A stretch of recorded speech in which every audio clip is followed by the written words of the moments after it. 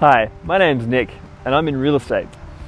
Real estate is one of those industries where people find trust, authenticity, strong values a bit hard to come by, and that's a pity in my view and in our view as well at our company.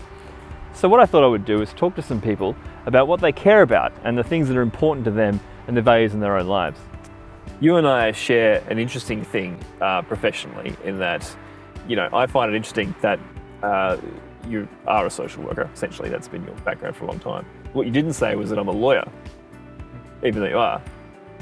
One of those things, when you say I'm a lawyer to someone, that gets a very different response to saying I'm a social worker, doesn't it? It does. If I say to someone I'm in real estate, really our industries share a similar amount of distrust or a similar amount of presumption, Yes, don't they? that's true. And and we're talking about what we, things that we value, things that you value as well.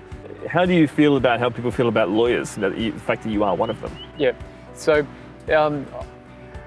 I understand how people see lawyers. So I see myself as, I studied social work first, and so that's why I speak about social work, and that's what I'm passionate about.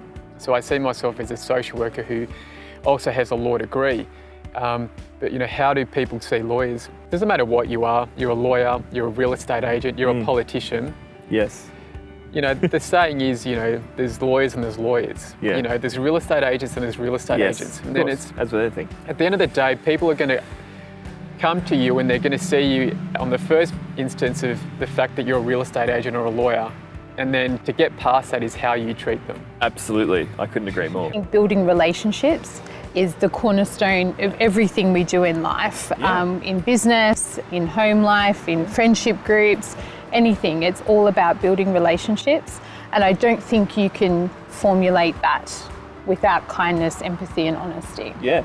Do you have moments where you felt really cared about professionally? Personally, it's probably easier to say, isn't it? But professionally?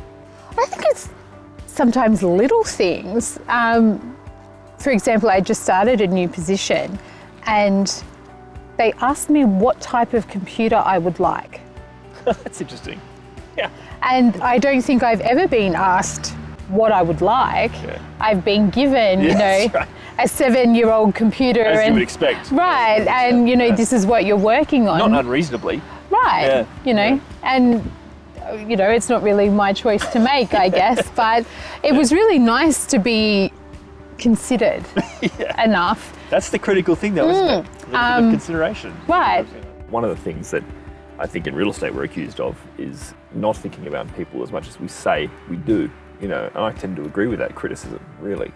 How do you think that can improve? I mean, you're in a not-for-profit, really, environment, I suppose, that you work in as well. Yeah. Do you think that changes things? I don't know. I think it really goes down to who's working for your organisation. Yeah. I mean, that's a crucial thing. Who do you bring into your organisation? The organisation I work for, we are involved in child protection. So we work for the state government and the frontline workers in our organisation are caseworkers, child protection caseworkers. And we have screening processes. And you need a person who has some of those values, but then it's a point of how does a business grow those values? How does a business improve those values? How does it train those values? And how does it sort of reward staff or encourage staff who demonstrate those values? Good behaviour, for the right behaviour, I suppose. Well, the business deems to be right behaviour, I guess. Is there a particular skill that you'd like to be good at? Something you'd particularly like to be good at that you are terrible at now? I don't like to admit I'm bad at anything. Don't you know? I'm good at everything. I really hate being in a position where I have to cover up someone else's shortcomings to placitate a client, I guess. I don't like not being honest. Okay. I'd like to be better at lying. To placate someone, though? It's easy to feel yourself starting to get irritable. Yeah. There's a lot of frustrations in any line of work, and I think something that I've had to learn to improve over the years is to just step back, breathe, and just try to be patient, because the client knows straight away that you're frustrated. They know that you're irritable, and then it affects the relationship. Yeah.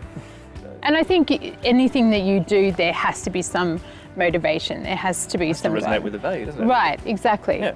You can't, you don't go, like you said, you don't wake up in the morning, you don't go to work if you're not getting something further out of it than money, lifestyle, that sort of thing. That's right, yeah. People that are always wanting to achieve want the next thing anyway. Yeah, sure. So I would, love to be the CEO, owner of a multi-million-dollar multinational company. So I also try and within a week kind of reflect and see what I've done to push me closer to that as Sure. well. Yep. And I guess measure how my week's gone based on micro and macro achievements.